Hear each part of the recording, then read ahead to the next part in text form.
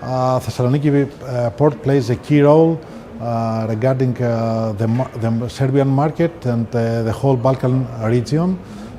So it's a real pleasure to be here and participate in this conference because it's really a good time to exchange our ideas and our relationship and strengthening our relationships with our partners. Our competitors for sure are Croatia, our Koper in Slovenia, Dures in Albania. Of course, Montenegro is another option for the whole region, but Thessaloniki plays a different type of role. Thessaloniki port is a multimodal port.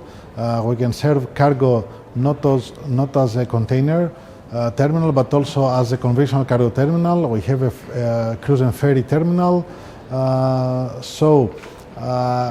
We are also an option, a good option, to be honest, to serve all these kind of markets here in the region.